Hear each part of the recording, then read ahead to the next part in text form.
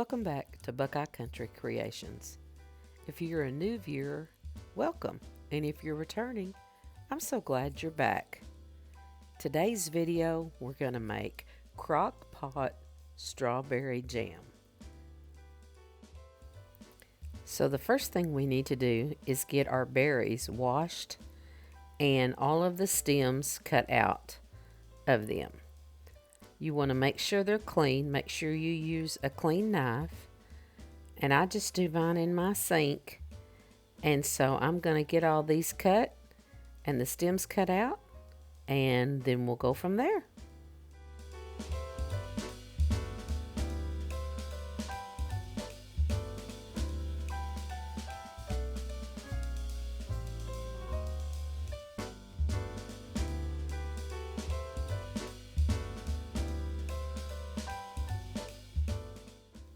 While you are washing and cutting the stems out, make sure you cut off any bad areas on the berry because you don't want any bruised areas. So I ended up with 16 cups of whole strawberries. Now I'm going to use lemon juice and sugar and put them in that crock pot over there. But first, we have to get them quartered. So now I'm going to take all of the berries and quarter them so that they're about the same size.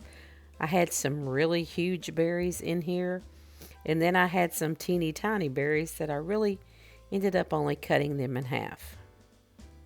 Have you ever done a video and went back and edited the video and noticed some of the annoying quirks that you do? Like mine is with my lips. I know most people probably wouldn't even think twice about it. But as I'm sitting here editing this video, I'm thinking, oh my gosh, oh my goodness, I have got to try to think and not do that. But I guess that is what makes us all unique, or our own individual quirks. So I'm going to get the rest of these quartered, and then we'll move on to the next step.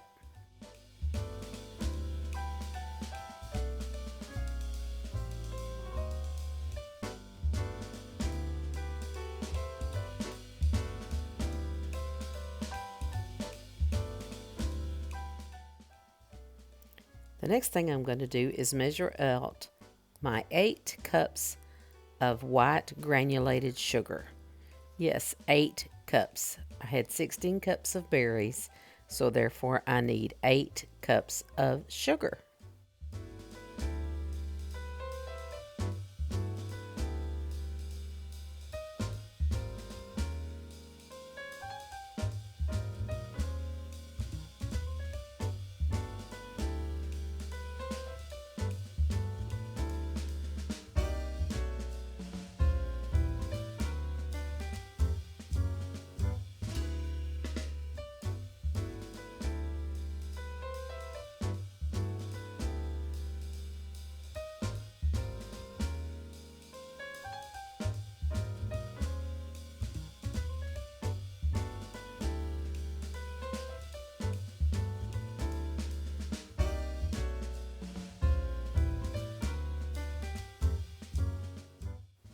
Now we're going to add 4 tablespoons of real lemon juice to the berries. Yes, 4 tablespoons.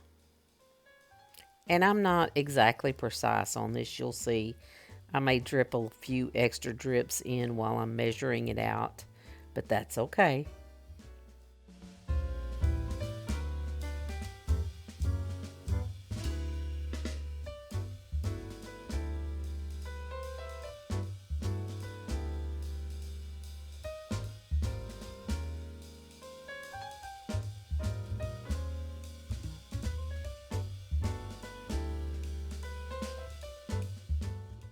Now I'm going to stir the berries up with that lemon juice and get them all coated with that lemon juice. Okay, time to put everything into the crock pot. Gonna dump my berries in first. And I guess I should have said at the beginning of the video, This is my first time ever trying Crockpot strawberry jam. I've never made it in a Crockpot before, and I found this recipe online, so I thought I'd just give it a try and see what happened.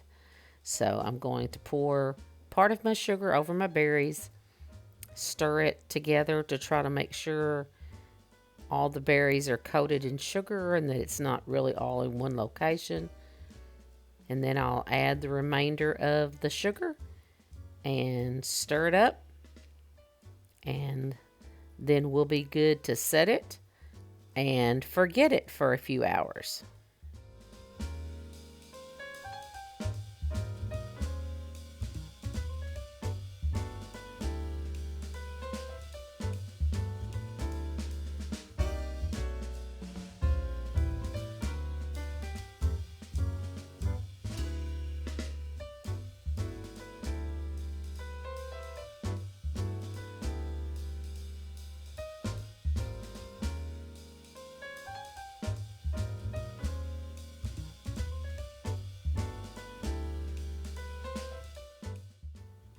Okay, now I'm going to set my crock pot on low, and I'm going to set it for 4 hours. And I'm going to just let it cook for. I've added 6 tablespoons of my fruit pectin, and I've turned my heat up on high for the last 2 hours. And gave it a stir. Now we're going to let it cook. Okay, it's been cooking for about 2 hours, so now I'm going to go in with my immersion blender, and I'm going to blend up these strawberries with the juice that is formed, because I do not want whole strawberries in my jam. So I'm just going to mix these for a while on the low speed, and then I'll switch it to the high speed to pull the berries down, because I want to get just the big chunks of strawberries blended up. So I love this immersion blender for things like this because it's perfect. Now you want to be careful because this liquid is hot, because it has been cooking for quite a while at this point. So I'll just be really careful that you do not burn yourself. But the immersion blenders are perfect for this job when they work like they're supposed to. And you're going to see here in just a minute that I apparently did not have it screwed on all the way. So double check, make sure you've got it good and attached, and then just blend up your berries.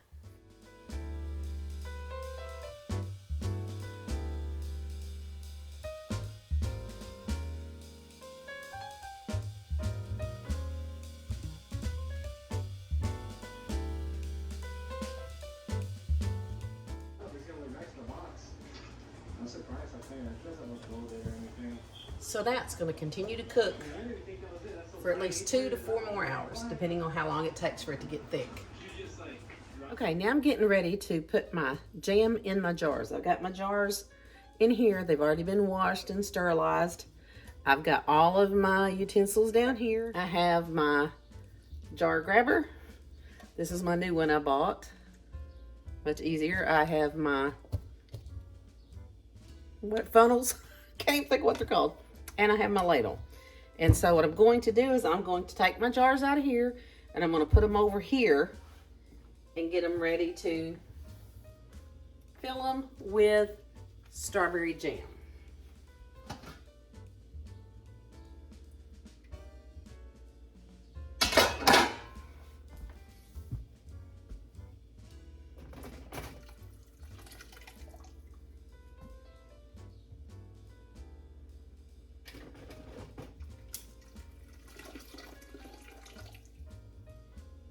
If you don't have this kind of jar grabber, I'm telling y'all, you need to get one, because this is so much easier than trying to use this thing. See, I can't. There we go. So much better. So I'll be using this one from now.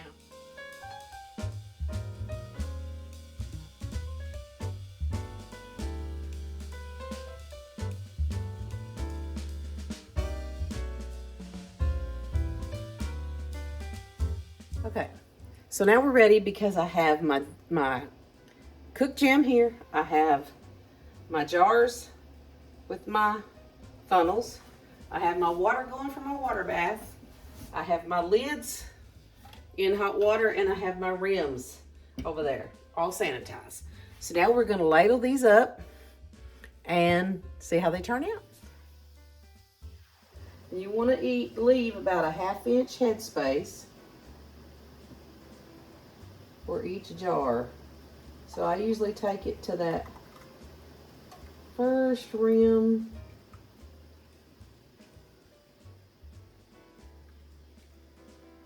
You know, these are little ones. These are little jars. I think they're half pint jars. Okay, that's don't have quite enough.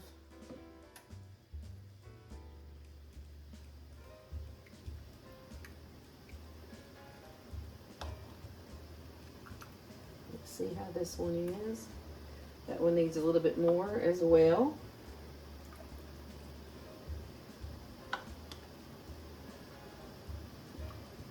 And I always use a towel when I can, because I inevitably drip. And if you're making jam with any kind of thing, you're probably going to drip too.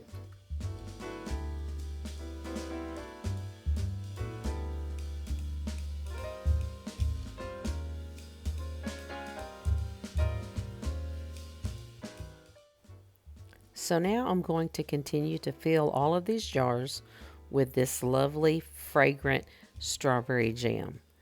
Then I will wipe the tops with vinegar to get all of the jam off, put the lids on, and then put the rings on and tighten them hand tight to get them ready for the water bath.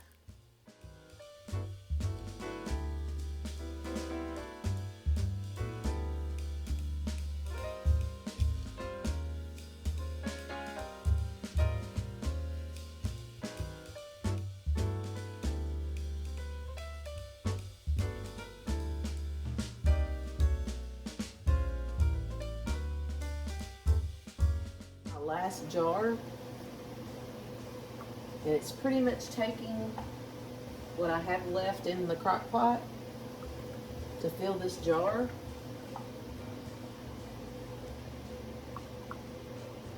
To get it completely full, I'm actually going to lean my crock pot this way. This last ladle will probably pretty much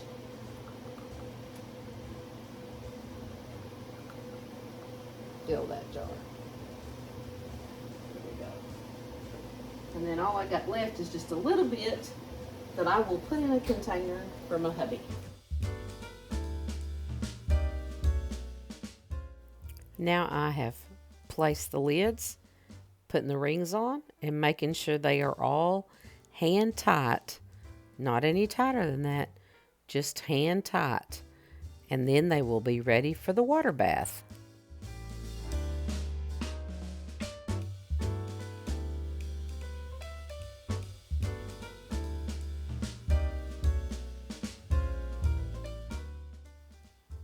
Now we are ready to place our jars on the rack and put them down into the boiling water. You only want a single layer, because if you double layer them, unless you have double racks, they may not process correctly. So I'm just going to do one batch, and then I will have to do a separate batch for the rest of my jars. And I'm going to put them down in the water, bring the water to a rolling boil, and set the timer for 10 minutes. So we have our rolling boil. So now we're going to set this timer for 10 minutes. After the 10 minutes have passed, then we will be ready to take the lid off, let the heat escape for a little while, and remove the jars and wait for them to ping.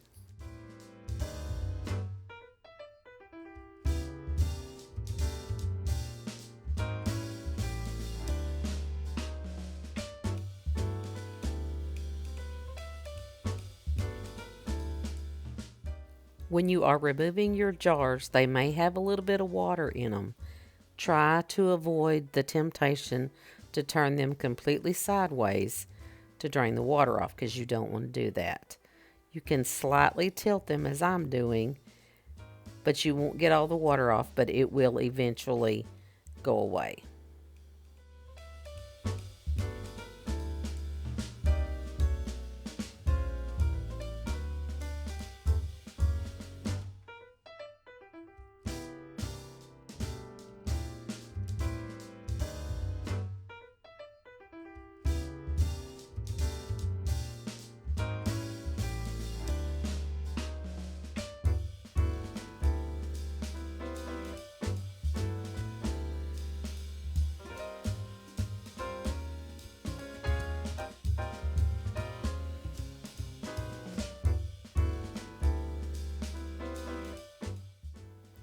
Now, I'm not a professional and I don't make my jams or jellies to sell.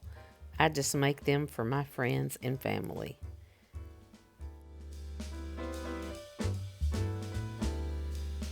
Okay, well, my first batch did not turn out, so I saved 4 of the jars for strawberry sauce for like ice cream and stuff.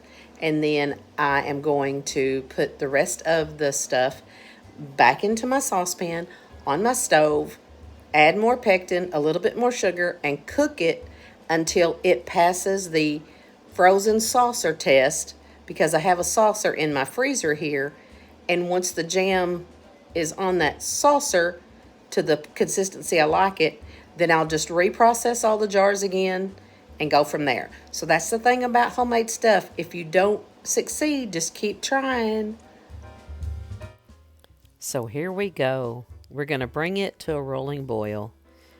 And a rolling boil is a boil that will not go away with a stir.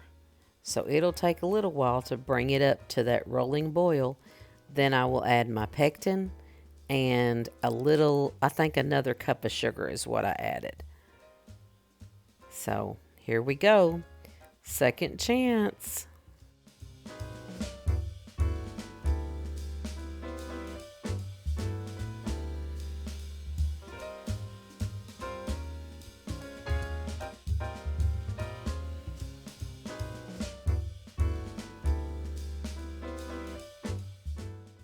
As you can see now, we've reached that rolling boil. So I'm going to set my first timer for a minute, and I'm going to let it cook for a minute, and then I'm going to test it on my saucer that I have now pulled out of the freezer after a minute. But see, it's still running kind of quickly, so I'm going to cook it for another minute, and then I will test it again, and eventually you will see that it will finally reach the stage that I need it to be. But not yet, it's still not there. But I'm never giving up. I'm just going to cook it. After each minute, then I'll try it again. So here I go to get my saucer again out of the freezer. And I'm going to try it one more time. And I'm going to keep going till I get the consistency that I need for it to be jam. It's still a little runny. But I'm thinking, see, it's not running quite as fast, and it's getting a little thick. And that's really good. And then another way you can test it is to take a spoon, a metal spoon, and coat it on the back like this one. And it's starting to see how that it's ready. I'm good to go. Here's my first batch, and these have actually already started pinging. They will sit here for 12 to 24 hours. This one's already pinged. But they will all continue to ping and pull their seals. Oh, did you hear it? That's the sound I like to hear. It will pull their seals down. And then that's what, once they're cooled for 24 hours, I'll take all these rings off, date them, store them in the cabinet. Okay, so I ended up with 13 of these, 6 of these, and 1 that size out of 16 cups of strawberries. So now these will sit for 24 hours, 12 to 24 hours. Homemade strawberry jam. Right.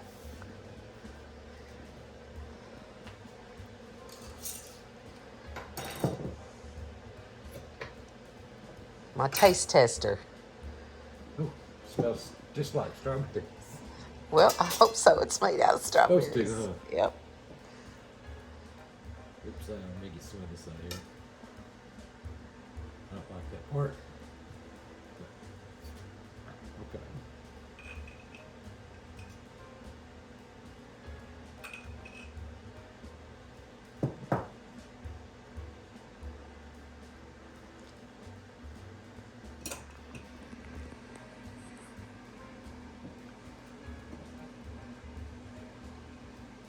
Okay. Let's see how this tastes.